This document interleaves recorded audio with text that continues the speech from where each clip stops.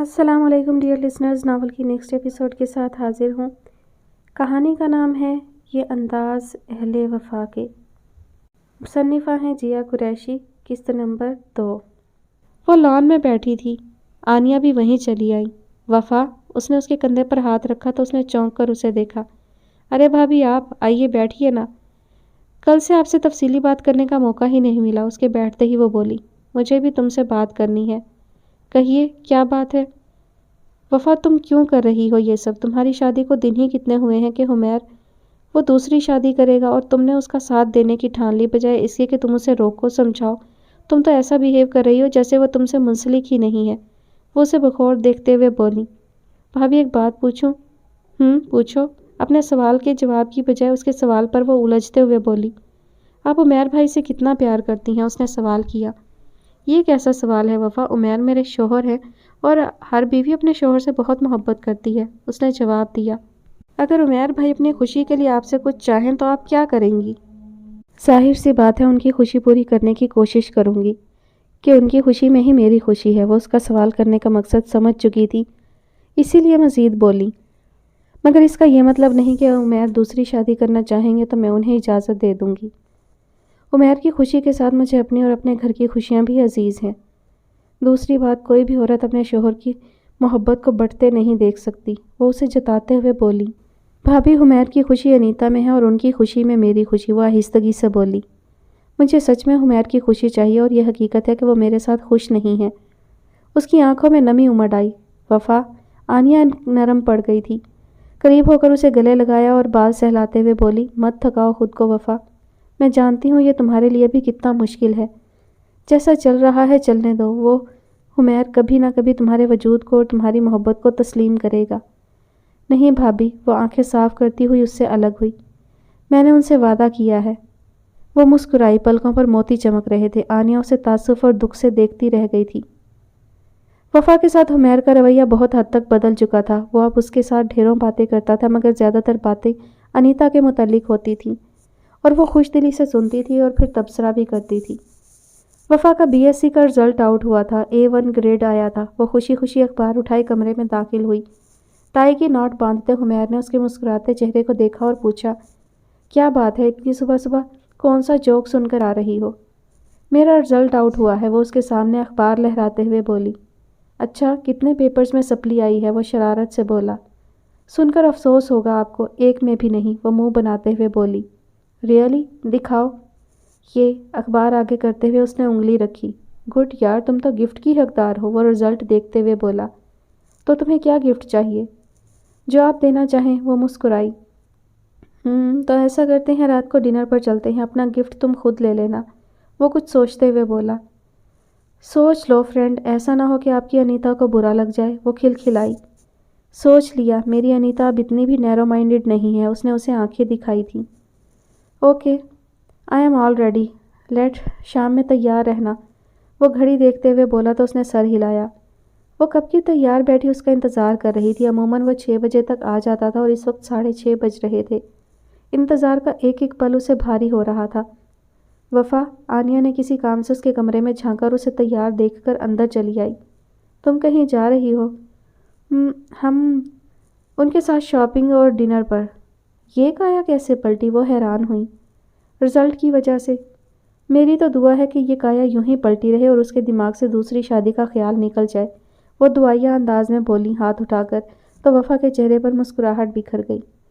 اچھا آپ یہ بتائیں میں کیسی لگ رہی ہوں؟ وہ بغور وفا کا جائزہ لینے لگی۔ اس نے سی گرین شرٹ پر کاپر چوڑی دار پاجامہ پہن رکھا تھا، ساتھ میں کاپر کلر کا بڑا سا دوپٹہ تھا۔ کرلی بال آدھے کیچر میں قید تھے اور آدھے پشت پر کھلے چھوڑے تھے۔ میک اپ کے نام پر آنکھوں میں کاجل اور لپسٹک تھی۔ لائٹ سا میک اپ کر لیتی، وہ بولی۔ کیا تو ہے یہ، انہوں نے اس کے چہرے کی طرف اشارہ کیا۔ ڈنر کے لیے تو ٹھیک ہے، زیادہ میک اپ مجھے پسند نہیں، چہرہ گولا گنڈا سا لگتا ہے، وہ آئینے میں اپنا جائزہ لیتے ہوئے بولی۔ حمیر اب تک آیا کیوں نہیں؟ تم آفس کال کر لیتی، بس آتے ہی ہوں گے، وہ بے نیازی سے بولی۔ آفس کال کرنے کا اس نے بھی سوچا تھا، مگر انا آڑے آ گئی کہ اسے تو شاید یاد بھی نہ ہوگا۔ ہارن کی آواز پر وہ کھڑکی کی طرف بڑھی۔ حمیر کی گاڑی اندر داخل ہو رہی تھی۔ آ گئے، اس نے مڑ کر آنیہ سے کہا۔ اچھا تو میں چلتی ہوں۔ سوری یار، وہ کمرے میں داخل ہوتے ہی بولا۔ اینڈ ٹائم پر ڈیڈ نے میٹنگ میں پھنسا دیا۔ اس نے ٹائی بیڈ پر اچھالی تھی۔ میں 2 منٹ میں ریڈی ہو کر آتا ہوں، وہ باتھ روم کی طرف بڑھتے ہوئے بولا۔ وفا کا جی چاہا اس سے پوچھے کہ وہ انیتا کے ساتھ جاتے ہوئے بھی کبھی لیٹ ہوا ہے۔ اس نے گاڑی جولری شاپ پر روکی تھی۔ خواتین کو جولری آئٹمز بہت پسند ہوتے ہیں، میں نے سوچا کیوں نہ تمہیں بھی کوئی جولری گفٹ کی جائے۔ گاڑی سے اترتے ہوئے اس نے وضاحت کی۔ اس نے گھڑی پسند کی تھی۔ نائس، تمہاری چوائس تو بہت اچھی ہے۔ اس نے نازک سی کلائی میں پہنی ہوئی گھڑی کو دیکھا۔ یہ گھڑی اس اچھے وقت کی مجھے ہمیشہ یاد دلائے گی، وہ گھڑی کو چھو کر جذب سے بولی۔ حمیر نے چونک کر اسے دیکھا۔ اس کے چہرے پر بڑی دل فریب مسکراہٹ بکھری تھی، وہ دیکھتا رہ گیا۔ وہ اسے ڈنر کے لیے اپنے فیورٹ ریسٹورانٹ میں لے آیا تھا۔ جانتی ہو وفا، یہ میرا اور انیتا کا فیورٹ ریسٹورانٹ ہے۔ یہاں کا انوائرمنٹ اور سب سے بڑھ کر یہاں کا کھانا A1 ہے۔ وہ اس کے لیے چیئر گھسیٹتا ہوا بولا۔ تو کیا آرڈر کرو گی؟ آپ خود آرڈر دے دیں۔ اس نے چلی پرانز اور شاشلیک آرڈر کیا۔ انیتا کو یہ بہت پسند ہے، آئی ایم شیور تمہیں بھی پسند آئے گی۔ اس نے بس سر ہلانے پر اکتفا کیا۔ انیتا نے سیڑھیاں چڑھتے ہوئے سرسری نظر پیچھے بیٹھے لوگوں پر دوڑائی اور پھر چونک گئی۔ سامنے ہی اسے وہ نظر آ گیا تھا، مسکراتے ہوئے وفا سے بات کرتا ہوا۔ تم لوگ چلو، میں آتی ہوں۔ وہ پیچھے مڑ کر اپنی دوستوں سے بولی اور تنفن کرتی اس کی ٹیبل پر پہنچی۔ تو یہ تھی تمہاری میٹنگ جس کے لیے تم نے ہمارا پروگرام برباد کیا، وہ چیخی تھی۔ حمیر اس کے یکدم چلانے پر گھبرایا۔ وفا نے بغور اس کا جائزہ لیا۔ بلیک جینز پر اس نے ریڈ سلیو لیس ٹاپ پہن رکھا تھا۔ ریلیکس یار، میں وفا سے ڈنر کا کہہ چکا تھا، اس لیے تمہیں منع کر دیا تھا۔ اچھا، تو تم نے اس کے ساتھ پروگرام سیٹ کر لیا تھا اس لیے مجھے منع کیا؟ شٹ اپ انیتا، وہ اس کے لہجے پر بھڑک اٹھا۔ حمیر، تم سمجھ کیوں نہیں رہے ہو؟ یہ اس کی چال ہے، تمہاری نظروں میں اچھا بننے کی اور تمہیں مجھ سے دور کرنے کی۔ اس نے نفرت سے وفا کی طرف دیکھا۔ وفا کا چہرہ خفت سے سرخ پڑ گیا تھا۔ لوگ دلچسپی سے ان کے ٹیبل کی طرف دیکھ رہے تھے۔ Shut up, just shut up, اس وقت تم سے بات کرنا فضول ہے۔ اسے کوئی ضرورت نہیں کسی کی نظروں میں اچھا بننے کی، وہ اچھی ہے اور تمہیں کوئی حق نہیں پہنچتا اس کی انسلٹ کرنے کا۔ وہ انگلی اٹھا کر اسے وارن کرتا ہوا بولا، پھر اٹھ کر اس کا ہاتھ پکڑ کر اٹھاتے ہوئے بولا، چلو وفا۔ اس نے ڈرائیو کرتے ایک نظر آنسو بہاتی وفا پر ڈالی، پھر ٹیشو باکس اس کی طرف بڑھایا۔ سوری یار، آپ نے کیا کیا ہے جو سوری کہہ رہے ہیں؟ اگر آپ کا اس کے ساتھ جانے کا پروگرام تھا تو چلے جاتے، وہ آنسو صاف کرتے ہوئے بولی۔ اس نے شام میں مجھے کال کر کے کہا تھا اور اس کے پروگرامز ایسے ہی بنتے ہیں، پر میں تمہیں کہہ چکا تھا اس لیے منع کر دیا۔ ایسے بھی میں کوئی اس کی پراپرٹی نہیں ہوں کہ جب چاہے جہاں چاہے گھسیٹ لے۔ اس کے لہجے میں ناگواری تھی۔ مگر اس کا پیار تو ہے نا، یہ محبت کا مان ہی تو تھا کہ اس نے آپ پر ایسے حق جتایا۔ اس نے اس کی طرف دیکھا تھا، نظریں چار ہوئیں، سرخ ہوتی ناک اور آنکھوں میں ہلکی سی نمی۔ وفا نے چہرہ موڑ لیا اور اس نے سر جھٹک کر ڈرائیونگ پر توجہ مرکوز کر دی۔ کافی دیر سے فون وائبریٹ کر رہا تھا۔ تنگ آ کے حمیر نے کال ریسیو کی۔ اس کی آواز سنتے ہی وہ بے تابی سے بولی، آئی ایم سوری حمیر، میں نے تمہیں ناراض کر دیا۔ میں تمہیں دیوانوں کی طرح چاہتی ہوں، تم تو جانتے ہو، اس لیے تمہیں اس کے ساتھ دیکھا تو رہ نہیں پائی اور تم پر برس پڑی۔ اس نے کوئی جواب نہ دیا۔ آئی ایکسٹریملی سوری، اس کی خاموشی پر وہ پھر بولی، تم نے مجھے جو کچھ بھی کہا اٹس اوکے، پر تمہارا وفا کی انسلٹ کرنے کا کوئی حق نہیں بنتا تھا۔ میں نے کہا نا، میری بات پوری نہیں ہوئی، اس نے ٹوک دیا۔ اس کا آج رزلٹ آؤٹ ہوا تھا تو میں اسے باہر لے گیا۔ وہ ہمارے لیے اتنا کچھ کر رہی ہے تو اتنا تو وہ ڈیزرو کرتی ہے۔ اس نے کہا انیتا کو برا لگ جائے گا۔ میں نے کہا نہیں، انیتا اتنی نیرو مائنڈڈ نہیں ہے، پر تم نے تو ثابت کر دیا۔ میں نیرو مائنڈڈ نہیں ہوں، بس اس کے ساتھ تمہیں دیکھ کر خوف زدہ ہو گئی تھی اور رہ نہیں پائی۔ میں تمہیں کھونا نہیں چاہتی، اگرچہ وہ خود کو بالکل حق بجانب سمجھ رہی تھی، مگر حمیر کا وفا کی سائیڈ لینا اسے ناگوار گزر رہا تھا۔ مگر وہ اب کچھ کہہ کر اسے مزید ناراض نہیں کرنا چاہتی تھی۔ تمہیں مجھ پر بھروسہ نہیں ہے، اس نے جرح کی۔ میں نے کہا تو ہے sorry. It's okay, good night. اس نے کال ڈسکنیکٹ کر دی۔ وہ آج پھر مام کو منانے گئی تھی۔ حمیر بے چینی سے ٹہلتا ہوا اس کا انتظار کر رہا تھا۔ وہ کمرے میں داخل ہوئی تو وہ بے تابی سے اس کی جانب بڑھا۔ کیا رہا؟ وہی ڈھاک کے 3 پات، وہ بیڈ پر بیٹھتے ہوئے بولی۔ شٹ، اس نے ہتھیلی پر مکہ مارا۔ پتہ نہیں انہیں انیتا سے کیا پرابلم ہے، وہ غصے سے بولا۔ کوئی ایک پرابلم تھوڑی ہے، مام ڈیڈ کو یہ پرابلم ہے کہ وہ یہاں ایڈجسٹ نہیں ہو پائے گی۔ یہ اعتراض بھی ہے کہ اس کا باپ ایک کرپٹ بیوروکریٹ ہے۔ اس کی ماڈلنگ پر بھی انہیں اعتراض ہے اور آپ کی دوسری شادی پر بھی۔ جب تمہیں کوئی اعتراض نہیں تو انہیں کیا پرابلم ہے؟ مجھے انیتا کے باپ سے کیا لینا دینا؟ اور وہ پہلے بھی میری وجہ سے شوبز چھوڑنے پر راضی تھی، مگر میں نے ہی منع کر دیا کہ وہ میری وجہ سے اپنی پہچان نہ چھوڑے، کیونکہ وہ ماڈلنگ چھوڑنے کی بات کرتے دل گرفتہ لگ رہی تھی۔ وفا نے بغور اس کے جوابات سنے تھے۔ لینا دینا کیوں نہیں، شادی دو لوگوں کا نہیں تو خاندانوں کا ملاپ ہوتا ہے، وہ بولی۔ میرے خیال میں انیتا کے ڈیڈ پر کمپرومائز ہو سکتا ہے مگر اس کی ماڈلنگ پر نہیں۔ آپ کو اسے دو ٹوک بات کرنی پڑے گی۔ اسے ماڈلنگ چھوڑنے کو ابھی کہنا ہوگا اور اپنے گھر کے رولز بتا کر انہیں فالو کرنے پر بھی زور دینا ہوگا۔ پھر فیصلہ اس نے کرنا ہے کہ اس کے لیے آپ زیادہ امپورٹنٹ ہو یا اس کا ماڈلنگ کیریئر۔ اس نے بات ختم کر کے اسے دیکھا اور صوفے پر جا بیٹھی، جبکہ وہ موبائل اٹھا کر ٹیرس پر چلا گیا۔ پورے بخاری ہاؤس میں بات پھیل چکی تھی۔ ہارون بخاری اپنی پوری فیملی سمیت آئے ہوئے تھے اور اب حمیر پر بری طرح برس رہے تھے۔ تمہاری ہمت کیسے ہوئی ایسا سوچنے کی بھی، ہمارے خاندان میں ایسا آج تک نہیں ہوا۔ یہی سب کرنا تھا تو شادی کیوں کی تھی، تمہیں اس کا کوئی خیال نہیں؟ انہوں نے وفا کی طرف اشارہ کیا۔ یہ تو آپ ان سے پوچھئے، اس نے طنزاً کہتے ہوئے ان کی طرف اشارہ کیا۔ انہوں نے ایک نظر حیدر صاحب اور سفینہ بیگم پر ڈالی اور دوبارہ اس سے مخاطب ہوئے۔ بہرحال جو تم چاہتے ہو وہ نہیں ہو سکتا، وہ قطعی لہجے میں بولے۔ جو میں چاہتا ہوں وہی کروں گا، وفا کو کوئی اعتراض نہیں، چاہیں تو پوچھ سکتے ہیں، وہ اٹل لہجے میں بولا تو سب نے بے یقینی سے وفا کو دیکھا۔ وفا تم بولتی کیوں نہیں ہو، حمیر کیا کہہ رہا ہے؟ ارشین نے روحانسے لہجے میں بولتے ہوئے کب سے چپ بیٹھی ہوئی وفا کو جھنجھوڑا۔ یہ ٹھیک کہہ رہے ہیں، وہ آہستگی سے بولی۔ سن لیا آپ لوگوں نے، وہ ایک نظر سب پر ڈالتے ہوئے فاتحانہ لہجے میں بولا اور جانے کے لیے مڑا۔ تم ایسے نہیں جا سکتے، ارشین نے اس کا بازو پکڑ کر رخ ایک جھٹکے سے اپنی طرف موڑا۔ تمہیں اس کی زندگی برباد کرنے کا کوئی حق نہ تھا، انیتا سے شادی کرنی تھی نا تمہیں تو میرے پاس آتے، ایک دفعہ کہہ کر تو دیکھتے۔ میں کبھی بھی وفا کو تم جیسے گھٹیا اور خود غرض شخص کی دلہن نہ بننے دیتی، جس نے اپنی خوشی کے لیے اپنی بیوی کو سب کے مقابل کھڑا کر دیا ہے۔ وہ غصے سے چیخی تھی۔ اس کا جواب بھی آپ انہی سے پوچھئے، اس نے حیدر صاحب اور سفینہ بخاری کی طرف اشارہ کیا اور ایک جھٹکے سے اپنا بازو چھڑایا تھا۔ ان سے کیوں پوچھوں؟ میری بہن کی شادی تم سے ہوئی ہے، تم سے پوچھوں گی۔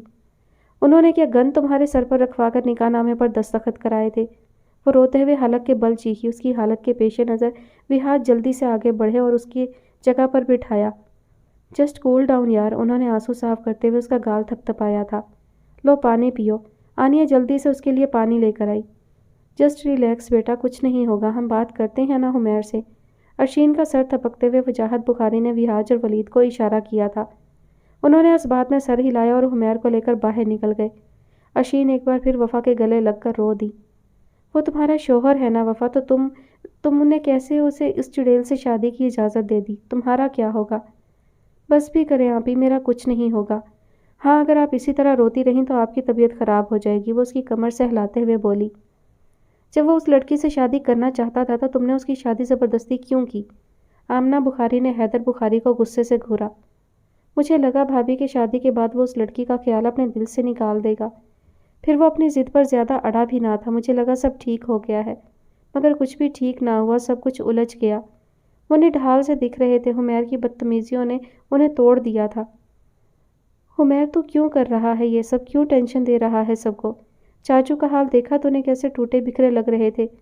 تو انیتا سے شادی کرنا چاہتا تھا، ٹھیک ہے، مگر اب تو یہ تو سوچ کہ وفا تجھ سے منسلک ہے، کیوں اس بیچاری کو اتنا دکھ دے رہا ہے، اس کا کیا قصور ہے؟ ولید اسے سمجھا رہے تھے۔ ولید بھائی، میں خود چاہتا ہوں کہ وہ خوشگوار زندگی گزارے، جو کچھ تم اس کے ساتھ کر رہے ہو اس میں چاہتے ہو کہ وہ خوشگوار زندگی گزارے؟ وہاج اس کی بات کاٹ کر تلخی سے بولے۔ اوفو، اب میں نے کیا کر دیا ہے اس کے ساتھ؟ میں نے اسے نہیں کہا تھا کہ میرا ساتھ دے، وہ جھنجھلا گیا۔ تم اب اور مزید کیا کرو گے؟ جو کچھ کر رہے ہو وہ کیا کافی نہیں؟ وہاج نے طنز کیا۔ حمیر نے اس کا طنز نظر انداز کر دیا اور ولید سے بولا، ولید بھائی میں چاہتا ہوں کہ وفا اچھی زندگی گزارے، میں خود اس کے لیے بہترین لڑکا ڈھونڈوں گا۔ کیا؟ اس کی بات پر وہ دونوں ایسے اچھلے جیسے کسی بچھو نے ڈنک مارا ہو۔ Shame on you mister Humair Bukhari, shame on you, تمہیں شرم آنی چاہیے ایسی بکواس کرتے ہوئے۔ ارشین نے بالکل ٹھیک کہا، تم واقعی ایک گھٹیا اور خود غرض انسان ہو، ورنہ اپنی غرض کے لیے ایسی گھٹیا بات منہ سے نکالتے ہوئے 100 بار سوچتے۔ وہاج کا بس نہیں چل رہا تھا تھپڑوں سے اس کا منہ لال کر دے، جبکہ ولید تو کچھ بولنے کے قابل ہی نہیں رہ گئے تھے۔ ایسا کیا کہہ دیا میں نے؟ بھاڑ میں جاؤ تم، وہ غصے سے ہاتھ جھاڑتے ہوئے کھڑے ہو گئے۔ اور ہاں، تمہارا جو جی چاہے کرو، مگر آئندہ ایسی گھٹیا بات منہ سے مت نکالنا، وفا کے لیے لڑکے کی ٹینشن تم اس کے ماں باپ پر چھوڑ دو، وہ وارن کرنے کے انداز میں بولے۔ انہیں میری بات اتنی بری کیوں لگی؟ اسے جاتے دیکھ کر اس نے ولید سے استفسار کیا۔ تم نے بات ہی ایسی کہی، وہ ناراضگی سے گویا ہوئے۔ تم میں عقل ہے یا نہیں؟ تم وفا کے لیے لڑکا ڈھونڈو گے؟ بھلا بتاؤ تو کیسے؟ کیا کہو گے کہ جس لڑکی کا تم پرپوزل ڈھونڈ رہے ہو وہ تمہاری بیوی ہے؟ وہ طنزیہ لہجے میں بولے۔ ان کے کہنے پر اسے ریئلائز ہوا کہ وہ کیا بول گیا تھا۔ وفا کے ماما پاپا کو ارشین کے ذریعے پتہ چلا تھا اور اب وہ لوگ آئے ہوئے تھے۔ سائرہ وفا کو خود سے لپٹائے رو رہی تھی۔ حیدر بخاری اور سفینہ بیگم شرمندہ سے بیٹھے تھے۔ حمیر گھر پر موجود نہ تھا۔ بھائی صاحب حمیر کو سمجھائیے پلیز، ہم نے تو بہت ارمانوں سے اپنی بچی کو بیاہا تھا، اب اس کا دکھ برداشت کرنے کی سکت نہیں ہے ہم میں۔ وہ حیدر صاحب سے مخاطب ہوئی۔ حمیر کو تو ہم جیسے تیسے سمجھا لیتے مگر آپ کی بیٹی کو کون سمجھائے؟ وہ خود ہی تو حمیر کا ساتھ دے رہی ہے، سفینہ بیگم غصے سے بولی۔ تو کیا کرتی وہ؟ کب تک اپنی زندگی کو ارزاں ہوتے ہوئے دیکھتی؟ جب حمیر راضی نہیں تھا تو آپ لوگوں نے کیوں زبردستی شادی کی؟ کب سے گمسم بیٹھے رحمان صاحب نے لب کشائی کی۔ بھائی صاحب ہم شرمندہ ہیں، حیدر بخاری بولے۔ آپ کی شرمندگی سے میری بیٹی کا برباد ہوتا گھر نہیں بس جائے گا، وہ بولے اور کھڑے ہو گئے۔ چلو بیٹا اپنا سامان پیک کر لو۔ نہیں پاپا میں نہیں آ سکتی، وہ کھڑی ہوئی تھی۔ کیوں؟ کیا کرو گی آپ یہاں رہ کر؟ پاپا، اس نے آگے بڑھ کر رحمان صاحب کے ہاتھ تھامے اور بولی، آپ نے کہا تھا کہ حمیر کو خوش رکھنا، تو اب میں ان کی خوشی پوری کیے بغیر کیسے آ سکتی ہوں؟ رحمان صاحب نے حیرت سے اپنی بیٹی کو دیکھا جس نے کبھی چھوٹی سی تکلیف بھی نہ سہی تھی اور اب دکھ میں نڈھال ہوتے ہوئے بھی اس کے چہرے پر مسکراہٹ تھی۔ ان کے باہر نکلتے ہی سفینہ بیگم بولیں، پتہ نہیں یہ لڑکی اب کس کس کے آگے شرمندہ کرائے گی۔ یہ لڑکی نہیں سفینہ بیگم، تمہارا بیٹا پتہ نہیں کس کس کے آگے سر جھکوائے گا، وہ سرد سے لہجے میں بولے تھے۔ وہ جذبت سی ہو گئی۔ جو کرنے کا کہتی رہی وہ تو کیا نہیں کہ انا ضمیر اجازت نہیں دیتا، اب سارے جہاں میں شرمندہ کروا رہی ہے۔ میں انیتا کے لیے مان جاتی تو اچھا تھا، کم از کم میرا بچہ تو خوش رہتا۔ انہوں نے سوچا کہ بول کر تو اپنی شامت بلوانی نہیں تھی۔ مما کو سمجھا لیجیے گا پاپا، ان کے بیٹھتے ہی وہ نم آنکھوں سے بولی۔ وہ تو میں نہیں کر سکتا بیٹے، وہ اس کا سر تھپکتے ہوئے بولے۔ جو بھیا کہتے ہیں آپ لوگ کیوں نہیں مان جاتے؟ گھر میں کب تک ٹینشن رہے گی؟ اس وقت سب ڈنر کر رہے تھے جب ہبا بولی، تم چپ کر کے کھانا کھاؤ۔ سفینہ بیگم نے گھرکا۔ کیوں چپ کروں؟ کتنے ہفتے ہو گئے ہیں گھر میں ٹینشن چلتے ہوئے، کب تک چلیں گے آپ لوگوں کے جھگڑے؟ انہیں احساس ہو گیا ہے کہ حمیر بھائی ان سے خوش نہیں، جبھی تو وہ ان کی شادی کے لیے راضی ہو گئی۔ آپ لوگوں کو بھی کوئی اعتراض نہیں کرنا چاہیے۔ اس کا اشارہ وفا کی طرف تھا۔ سب کی نظریں یکدم وفا کی طرف اٹھیں۔ اس کا چہرہ سرخ پڑ گیا تھا۔ وفا کا دل چاہا زمین پھٹے اور وہ اس میں سما جائے۔ شٹ اپ ہبا، چپ کر کے کھانا کھاؤ، یہ بڑوں کی باتیں ہیں، ان کی بیچ ہی رہنے دو، آنیہ نے اسے ڈانٹا۔ ٹھیک ہی تو کہہ رہی ہے وہ، 3 دن سے تو میں آئی ہوئی ہوں گھر میں، اتنا تناؤ پھیلا ہوا ہے، آخر آپ لوگ مان کیوں نہیں جاتے؟ جب وہ وفا کے ساتھ خوش نہیں ہے تو آخر کب تک چلے گا یہ سب؟ لبنہ بھی بولی۔ وفا سے بیٹھنا مشکل ہو گیا تھا، وہ بھاگتی ہوئی کمرے میں چلی گئی۔ لو اب انہیں کیا ہوا؟ جو راگ یہ اتنے دنوں سے الاپ رہی تھیں، ہم نے بھی تو وہی کہا، لبنہ بولی۔ بولنے کا بھی کوئی طریقہ ہوتا ہے۔ آنیہ نے تعصب سے ان دونوں کو دیکھا۔ حیدر بخاری خاموشی سے سب دیکھتے رہے، پھر کھڑے ہو گئے۔ کیا ضرورت تھی تم لوگوں کو بولنے کی کہ حمیر اس کے ساتھ خوش نہیں ہے؟ حمیر صاحب نے کبھی اس کے ساتھ خوش رہنے کی کوشش بھی کی؟ سارا بلیم اس پر ڈال دیا۔ حمیر صاحب نے کبھی اس کی خوشی کی پرواہ کی؟ وہ بیچاری ان صاحب کی خوشیوں کے لیے ہلکان ہو رہی ہے۔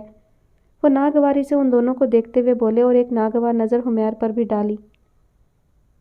حیدر صاحب نے حمیر کو اپنے آفس میں بلایا تھا۔ دونوں کے بیچ گمبھیر خاموشی پھیلی ہوئی تھی۔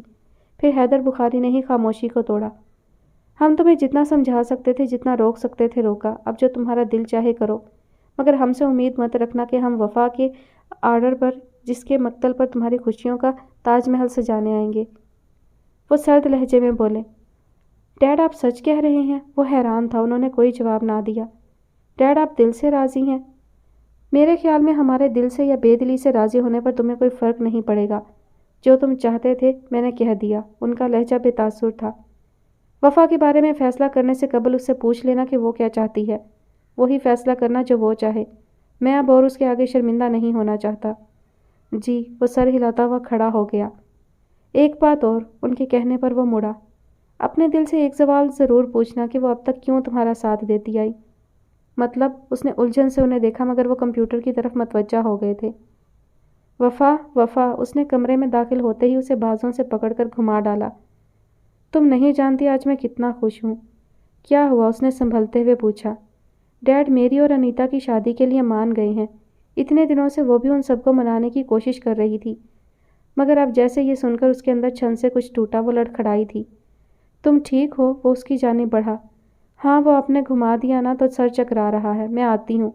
آنکھوں میں امڈ آنے والی نمی وہ اس سے چھپا کر تیزی سے باتھ روم کی طرف بڑھی۔ میں بھی تو یہی چاہتی تھی، آج مام ڈیڈ مان گئے تو درد کیسا، وہ منہ پر چھپاکے مارتی ہوئی سوچ رہی تھی۔ سب کو راضی کرتی رہی، پہلے خود کو تو راضی کر لیتی، دل نے لتاڑا تھا۔ نہیں میں خوش ہوں، اس نے گھبرا کر وضاحت دی۔ تم خوش ہو؟ اس کے اندر کوئی ہنسا تھا۔ کافی دیر بعد وہ منہ پہنچ کر باہر نکلی تو وہ کال ڈسکنیکٹ کرتا مڑا تھا۔ وفا تم جانتی ہو یہ سب تمہاری وجہ سے ممکن ہوا، ورنہ ڈیڈ نے تو کبھی نہیں ماننا تھا۔ اس نے اس کے کاندھوں پر ہاتھ رکھنا چاہے تھے مگر وہ بے اختیار 2 قدم پیچھے ہٹی۔ وہ خجل سا ہو گیا۔ آپ نے انیتا کو بتایا؟ وہ بدقت مسکرائی تھی۔ ہاں ابھی تو بتایا، وہ بھی بہت خوش تھی، تمہیں تھینکس کہہ رہی تھی، وہ خوشی سے بھرپور لہجے میں بولے۔ ویسے ڈیڈ مان کیسے گئے یوں اچانک؟ آئی ڈونٹ نو، بس انہوں نے آفس میں بلایا مجھے اور کہا جو تمہارا دل چاہے کرو۔ وہ ناراض سے تھے مگر میں منا لوں گا۔ اسے بتاتے ہوئے ان کا پوچھا ہوا سوال بھی یاد آیا تھا اور اس کا جواب بھی انیتا نے کال پر دے دیا تھا۔ جب اس نے اسے بتایا تو وہ خوش تھی، پھر اس سے کہنے لگی، تم یہ مت سمجھ لینا کہ وفا کو تم سے پیار ویار ہے اور اس نے اسی لیے تمہاری خوشی کے لیے تمہارا ساتھ دیا۔ ایکچولی وہ بیچاری بھی کب تک تمہارے ساتھ ایسی زندگی گزارتی، اسے اپنی لائف کے بارے میں بھی تو سوچنا ہے۔ انیتا لڑکی تھی، پھر بھلا اپنی جیسی لڑکی کے جذبات کیوں نہ سمجھتی؟ اس لیے اسے پہلے کہ اس کی سوچوں کا دھارا اس طرف مڑتا، اس نے خود ہی جواب مہیا کر دیا تھا۔ وفا تم جو چاہو گی اپنی لائف کے بارے میں وہی فیصلہ لوں گا، وہ بولا تو وہ پھیکی سی مسکراہٹ اس کے چہرے پر پھیل گئی۔ آج وہ انیتا کے گھر سارے معاملات طے کرنے جا رہا تھا۔ حیدر صاحب نے گھر میں سب کو منع کر دیا تھا۔ وہ اکیلا جاتا کچھ نروس سا تھا، اس لیے وفا سے بولا، تم چلو پلیز میرے ساتھ۔ سوری فرینڈ، میں بس یہیں تک ساتھ دے سکتی تھی، وہ مسکرائی تھی۔ انیتا کے گھر والوں نے شرط رکھی تھی کہ اسے وفا کو ڈائیورس دینی ہوگی، پھر ہی انیتا کی شادی اس سے ہو سکتی ہے۔ آف کورس میں اسے ڈائیورس دوں گا، وہ بولا۔ اسی دن انیتا کی خوشی قابل دید تھی۔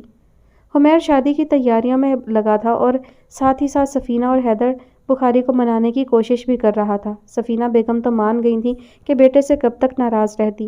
دوسرا وہ وفا کو زیادہ قصوروار سمجھتی تھی۔ ان کے خیال میں اگر وفا کا اس کا جھکاؤ اپنی طرف کر لیتی تو آج یہ سب نہ ہوتا۔ رہ گئے حیدر بخاری تو وہ تو اس بارے میں حمیر سے کوئی بات ہی نہیں کرتے تھے۔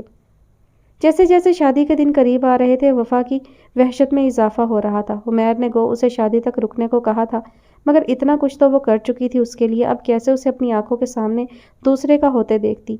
اس کی شادی میں 15 دن ہی رہ گئے تھے اور وہ بیگ پیک کر رہی تھی۔ یہ تم کیا کر رہی ہو؟ وہ کمرے میں داخل ہوا تو اسے پیکنگ کرتا دیکھ کر تیزی سے قریب آیا۔ جانے کی تیاری؟ وہ سیدھی ہوئی تھی۔ شادی کے بعد چلی جانا؟ جانا تو ہے نا، پھر یہ پہلے یا بعد میں کیا فرق پڑتا ہے؟ وہ وارڈروب کی طرف بڑھی تھی مگر اس نے کچھ کہنا چاہا تھا کہ وہ بات کاٹ کر بولی، آپ مجھے کل گھر ڈراپ کر دیں گے؟ ہاں، اس نے اس بات میں سر ہلا دیا تھا۔ چلو وفا، وہ بولتے ہوئے کمرے میں داخل ہوا تو وہ ایک ایک چیز کو چھوتے ہوئے حسرت سے دیکھ رہی تھی۔ اس کی آواز پر پلٹی تھی، آنکھوں میں آنسو بھرے تھے۔ تم رو رہی ہو؟ وہ قریب آیا، اس نے کوئی جواب نہ دیا اور یوں ہی دیکھتی رہی۔ یوں لگ رہا تھا کہ وہ جانے سے پہلے اس کے چہرے کا ایک ایک نقش آنکھوں میں بسا لینا چاہتی ہے۔ اس کے یوں تکنے پر اسے الجھن ہو رہی تھی۔ وفا، ڈائیورس پیپرز 2-3 دن میں تمہارے گھر پہنچ جائیں گے، اس نے سنگ دلی کی انتہا کر دی تھی۔ آپ نے کہا تھا جو میں مانگوں گی آپ دیں گے، اس کے لب ہلے تھے۔ ہاں، اس نے اس بات میں سر ہلایا تھا۔ ویسے میں نے تمہارے اکاؤنٹ میں مہر کی رقم کے علاوہ 10 لاکھ اور جمع کرانے کا سوچا ہے، تمہیں کیا چاہیے؟ کچھ بھی نہیں، طلاق بھی نہیں، وہ تھوڑے توقف سے بولی۔ مگر کیوں وفا، تم کسی اچھے شخص سے شادی؟ اس کے کہنے پر اسے شوق لگا تھا۔ شادی ایک بار ہی ہوتی ہے اور میری شادی ہو چکی ہے، وہ اس کی بات کاٹ کر بولی۔ مگر انیتا کے گھر والے، ہماری شادی سب کچھ تو ٹھیک ہو رہا تھا اور وہ اس اچانک افتاد پر گھبرا گیا تھا۔ ہمارا زندگی میں کبھی سامنا نہیں ہوگا، میں وعدہ کرتی ہوں کبھی اتفاقاً ہو بھی گیا تو اجنبی بن کر گزر جاؤں گی۔ آپ کہہ دیجئے گا ان لوگوں کو کہ آپ نے مجھے ڈیورس دے دی ہے۔ مگر وفا، زندگی بہت لمبی ہے، تم کیسے صرف نام کے سہارے گزار دو گی؟ اس نے اسے سمجھانے کی کوشش کی۔ میری فکر مت کیجیے، میری زندگی بھی کٹ جائے گی، وہ مسکرائی تھی۔ حمیر حیرت سے اس کی آنکھوں میں اور اس کے چہرے پر پھیلی مسکراہٹ کو دیکھ رہا تھا۔ وہ کچھ کہنے کے قابل ہی نہیں تھا۔ میں آپ کو چھونا چاہتی ہوں۔ وہ آگے بڑھی تھی، اس کی بات پر وہ گھبرا کر بے اختیار 2 قدم پیچھے ہٹا تھا۔ آہستگی سے اس نے اس کا ہاتھ تھاما، چند ثانیے دونوں ہاتھوں میں تھامے اس کے ہاتھ کو دیکھتی رہی، پھر نرمی سے اس نے اس کی پوروں کو چھوا تھا۔ حمیر دنگ نظروں سے اسے تک رہا تھا۔ اب اس کا لرزتا ہاتھ اٹھا تھا اور اس کی انگلیوں کو چھوڑ کر اس کے چہرے کے نقش کو محسوس کر رہی تھی۔ اس کے چہرے کے ایک ایک نقش کو اس نے اپنی پوروں سے چھو کر محسوس کیا تھا۔ وہ ساکت کھڑا تھا، وہ ڈبڈباتی آنکھوں اور ہونٹوں پر پھیلی مسکراہٹ سمیت اسے دیکھتے ہوئے الٹے قدموں پیچھے ہٹی اور کمروں سے نکل گئی، اور وہ کٹے ہوئے شہتیر کی طرح بیڈ پر گر گیا تھا۔ اس کے احساسات عجیب ہو رہے تھے۔ تھوڑی دیر پہلے سب ٹھیک ہونے کی خوشی کہیں کونے میں چلی گئی تھی۔ گاڑی میں خاموشی پھیلی ہوئی تھی۔ وہ تو کچھ بولنے کے قابل نہ رہا تھا اور وہ چپ تھی۔ کبھی چہرہ موڑ کر اس کی جانب دیکھ لیتی تھی۔ عمیر نے اس کے گھر کے آگے گاڑی روکی تھی اور پچھلی سیٹ سے اس کا ہینڈ کیری اتارا تھا۔ وہ بھی نیچے اتر آئی۔ دونوں آمنے سامنے کھڑے ایک دوسرے کو تک رہے تھے۔ وفا کی تو محبت تھا وہ، مگر وہ نہ جانے کیوں تک رہا تھا۔ پھر وفا کے لب ہلے، اپنا خیال رکھیے گا۔ تم بھی، وہ مدھم آواز میں کہتا ہوا مڑا۔ وہ گاڑی میں بیٹھ چکا تھا اور اب گاڑی لمحہ بلمحہ اس سے دور ہو رہی تھی۔ وہ وہیں کھڑی رہی جب تک گاڑی نظروں سے اوجھل نہ ہو گئی۔ سائرہ بیگم اسے ایسے آتے دیکھ کر ششدر رہ گئیں، گو کہ وہ جانتی تھی کہ ایسا ہونے والا ہے، مگر کہیں نہ کہیں ایک موہوم سی امید تھی کہ شاید سب ٹھیک ہو جائے، مگر اسے آتے دیکھ کر وہ امید بھی ٹوٹ گئی۔ رحمان صاحب بھی بالکل ڈھہ گئے تھے۔ بخاری ہاؤس سے آنے کے بعد ان کی طبیعت کافی خراب ہو گئی تھی، اس لیے آفس کے کام بھی گھر پر ہی نمٹا رہے تھے۔ سائرہ بیگم اسے گلے لگا کر زاروں قطار رو رہی تھیں، ساتھ ہی ان کے منہ پر حمیر کے لیے کوسنے تھے۔ وفا بڑے حوصلے سے انہیں سنبھالنے کی کوشش کر رہی تھی۔ رحمان صاحب بالکل چپ تھے، آخر وہ سنبھل ہی گئیں۔ پاپا میری وجہ سے بہت دکھی ہو گئے ہیں نا آپ لوگ؟ وہ اب رحمان صاحب کے پاس آ بیٹھی۔ نہیں بیٹا، بلکہ تیرے دکھ کے ذمہ دار ہم ہیں، تیری شادی کرنے میں بہت جلدی کر دی تھی نا ہم نے، وہ مزمحل انداز میں بولے۔ نہیں پاپا، قسمت میں دکھ تو تھا سو مل گیا، آپ خود کو الزام مت دیں، وہ ان کا ہاتھ تھامتے ہوئے بولی۔ آپ لوگ میرے جانے سے بہت اداس ہو گئے تھے نا، اس لیے سمجھیے میں واپس آ گئی ہوں، وہ ہلکے پھلکے انداز میں ہی بولی۔ وفا، سائرہ بیگم اٹھ کر اس کے قریب آ بیٹھی۔ میرے بچے رو لے، تو بھی اپنا دل ہلکا کر لے، یہاں کوئی نہیں جس کو تو دکھانے کے لیے ہنسے گی، وہ اس کے بالوں میں انگلیاں پھیرتے ہوئے بولی، اور وہ واقعی ان کے سینے سے لگ کر بلک پڑی۔ وہ جب سے وفا کو چھوڑ کر آیا تھا، عجیب سی بے چینی نے اس کا احاطہ کیا ہوا تھا۔ وہ مضطرب تھا، مگر کیوں یہ بات اس کی سمجھ میں نہیں آ رہی تھی۔ انیتا سے شادی کی خوشی تو کہیں پیچھے رہ گئی تھی۔ وہ بیڈ پر چت لیٹا چھت کو گھور رہا تھا۔ کال آنے لگی تھی، اس نے پاس پڑا سیل فون اٹھا کر دیکھا، انیتا کی کال تھی۔ وہ اسکرین گھورتا رہا، کال آنی بند ہو گئی تو اس نے سیل آف کر کے سائڈ پر ڈال دیا اور خود کھڑکی میں آ کھڑا ہوا۔ اسے نہیں یاد تھا کہ اس نے کتنی بار انیتا کی کال پر ایسے سیل فون آف کیا تھا، شاید ایک بار بھی نہیں، مگر اس وقت وہ کسی سے بات نہیں کرنا چاہتا تھا۔ تیز ہوا سے کمرے کے بیچوں بیچ لگی کرسٹل کی لڑیاں آپس میں ٹکرائیں تو وہ چونک کر پلٹا تھا۔ وفا اکثر اسے ایسے ہی لڑیاں ہلا کر متوجہ کرتی تھی۔ اس کی نظروں کے سامنے سے اس کی نم آنکھیں اور مسکراتے لب ہٹ ہی نہیں رہے تھے۔ اس نے بے اختیار اپنے ہاتھ کی پشت کو دیکھا، اس کے ہونٹوں کا لمس اب بھی اسے محسوس ہو رہا تھا۔ بے اختیار چونک کر اس نے اپنا سر جھٹکا، وہ غیر ارادی طور پر اسے سوچ رہا تھا۔ وارڈروب سے ٹی شرٹ اور جینس نکال کر وہ باتھ روم میں گھس گیا۔ کتنی دیر شاور لیتا رہا، پھر تولیے سے بال رگڑتا باہر نکل آیا۔ ڈریسنگ ٹیبل سے ہیئر برش اٹھانے کے لیے اس نے ہاتھ بڑھایا اور ساکت رہ گیا۔ ڈریسنگ پر اس کا میک اپ، لیڈیز پرفیوم، سب چیزیں جوں کی توں تھیں۔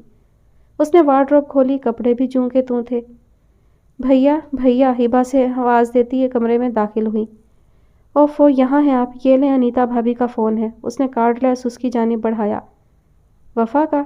اس نے بھابھی کے ساتھ صرف وفا کا نام سنا تھا، اس لیے کارڈ لیس تھامتے غائب دماغی سے بولا۔ وہ کیوں فون کریں گی؟ انیتا بھابھی کا ہے، ہولڈ پر ہیں۔ انیتا؟ اسے بھابھی کے ساتھ انیتا کا نام کچھ عجیب سا لگا تھا۔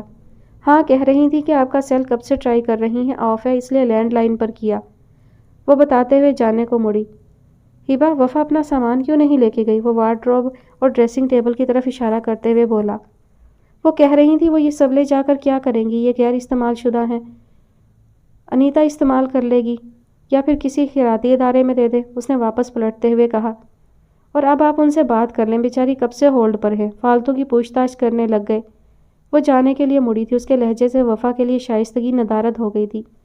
ظاہری بات ہے، جب وہ اس کے لیے کوئی معنی نہیں رکھتی تھی تو اس کے گھر والوں کے لیے کیوں رکھتی؟ ہیلو، اس نے بٹن پش کر کے کارڈ لیس کان سے لگایا۔ حمیر کہاں ہو تم؟ کب سے تمہارے سیل پر ٹرائی کر رہی ہوں، اس کی غصیلی آواز سنائی دی۔ انیتا، وفا چلی گئی ہے۔ اوہ گریٹ نیوز، چلو اچھا ہوا چلی گئی۔ ویسے تم کیا اس کے جانے کا سوگ منا رہے ہو؟ اس نے خوش ہوتے ہوئے اس کا مذاق اڑایا تھا۔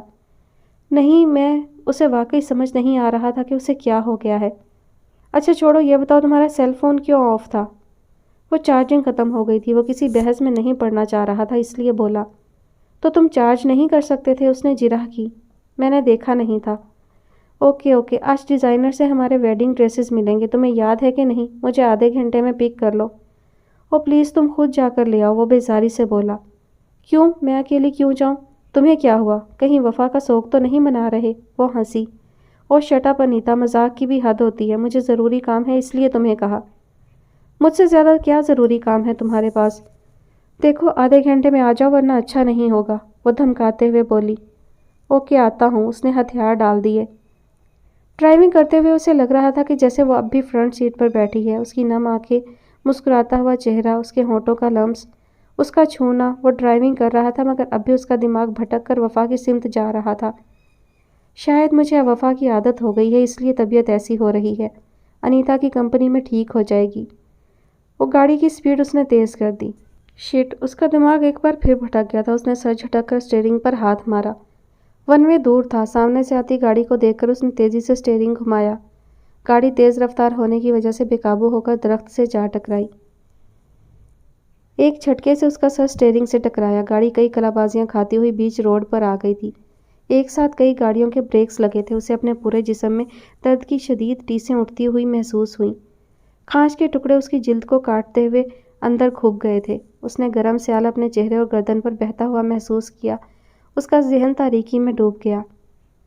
اس وقت وہ تینوں ڈائننگ ٹیبل پر بیٹھے تھے۔ کھانے کو کسی کا جی نہیں چاہ رہا تھا مگر ایک دوسرے کا ساتھ دینے بیٹھے تھے۔ وفا، حمیر کب تک تمہیں ڈیورس دے دے گا؟ رحمان صاحب جانتے تھے کہ یہ موضوع جو ہے اسے پسند نہیں ہے اور اس کے لیے تکلیف دہ ہے، مگر چھیڑنا تو تھا۔ وفا، تمہارے پاپا کچھ پوچھ رہے ہیں۔ اس کی چپ پر سائرہ بیگم نے اسے ٹوکا۔ پاپا، میں شاید ان کے بغیر رہ پاؤں مگر ان کے نام کے بغیر نہیں رہ سکتی، وہ آہستگی سے بولی۔ تم پاگل ہو گئی ہو؟ پہلے تم ہمارے اور اپنے جذبات کی پرواہ کیے بغیر اس کا ساتھ دیتی رہیں اور اب کیا ساری زندگی اس کے نام کے سہارے جیو گی؟ نام کے سہارے زندگی نہیں گزرتی، سائرہ بیگم چیخی تھی۔ آپ کچھ بولتے کیوں نہیں اسے؟ وہ رحمان صاحب سے مخاطب ہوئی۔ انہوں نے اشارتاً فی الحال انہیں کچھ بھی کہنے سے منع کیا۔ فون کی بیل بجی اور وہ تو ویسے ہی ڈائننگ ٹیبل سے اٹھنا چاہ رہی تھی، فوراً ہی اٹھ کھڑی ہوئی۔ کیا؟ اس کی چیخ پر انہوں نے چونک کر اس کی سمت دیکھا۔ رسیور اس کے ہاتھ سے چھوٹ گیا تھا اور وہ خود نیچے بیٹھتے ہوئے زور زور سے رو رہی تھی۔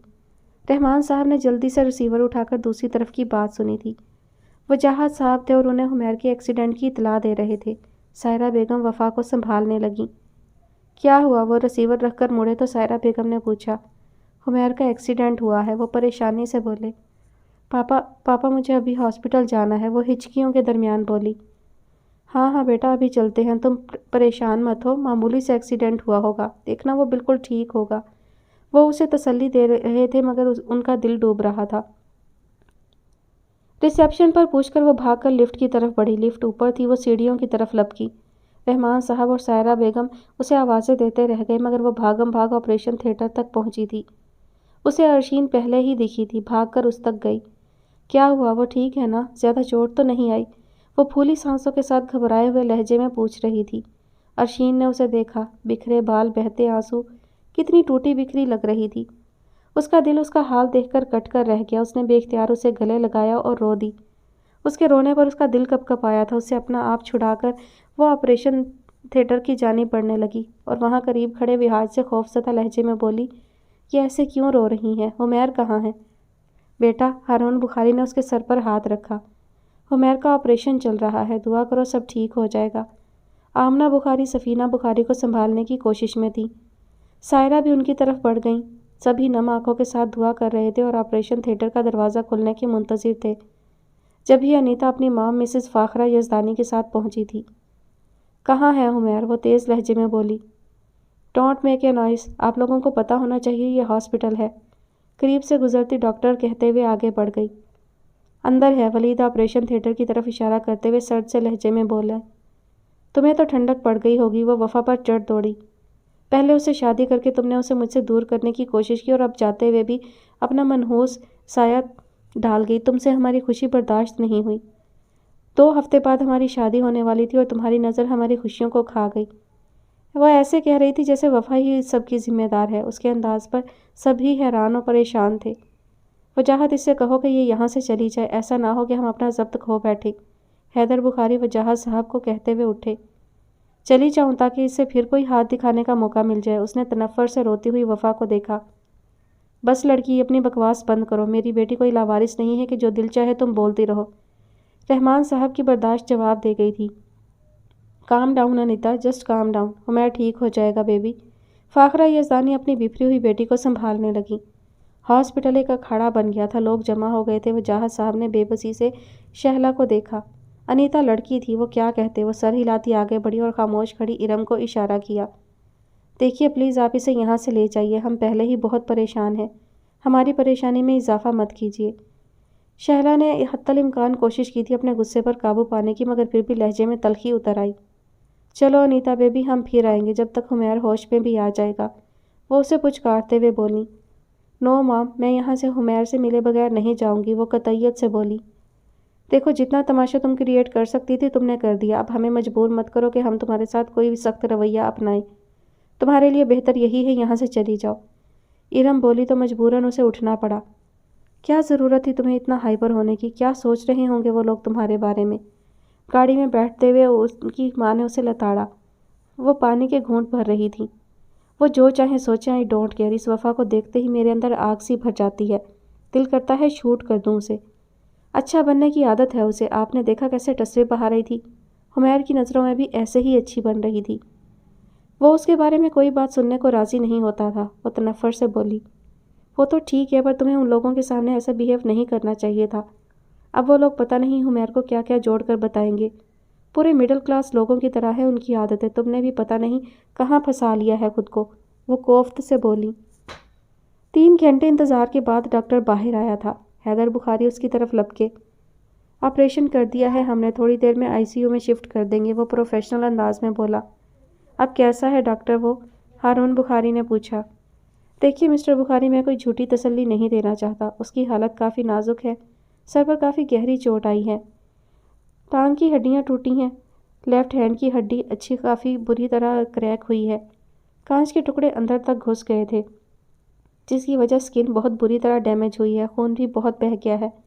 हमने अपना काम कर दिया है। अब आप अल्लाह से दुआ करें कि उसे 24 घंटे के अंदर होश आ जाए। वो तफसील बताकर जाने को मुड़ा। आईसीयू में शिफ्ट कर दिया गया था। बारी बारी सब जाकर देखने की इजाज़त मिली थी। वफ़ा उसे देखने गई तो खुद पर ज़ब्त करना मुश्किल हो गया कि वो तो नहीं लग रहा था। सर से पाँव तक पट्टियों में जकड़ा हुआ, होशों की रद से बेगाना। आनिया और उमैर अभी पहुंचे थे। वजाहत सबसे कई बार जाने को कह चुके थे, मगर कोई जाने को तैयार नहीं था। चाचू, आप घर जाएं, आपकी तबीयत ठीक नहीं है, आपको आराम की ज़रूरत है। वजाहत साहब भी उन्हें समझा रहे थे। नहीं बेटा, मेरा बेटा ज़िंदगी और मौत की जंग लड़ रहा है, मुझे कहाँ आराम मिलेगा। वो डबडबाई आंखों से बोले। प्लीज़ पापा, ऐसे हिम्मत मत हारिए। उमैर को कुछ नहीं होगा इंशाअल्लाह। उमैर बड़े ज़ब्त से बोले, मगर हकीकतन वो खुद उसे इस हाल में देखकर हिम्मत हार चुके थे। जैसे तैसे उन्हें राज़ी करके अब वो सफ़ीना बेगम को मनाने की कोशिश कर रहे थे। घर जाएं चची, हुमैर को जैसे ही होश आएगा मैं इन्फॉर्म कर दूंगा। मैं अपने बच्चे को अकेला छोड़कर कैसे जाऊं बेटा, मुझे मजबूर मत करो। वो रो दी।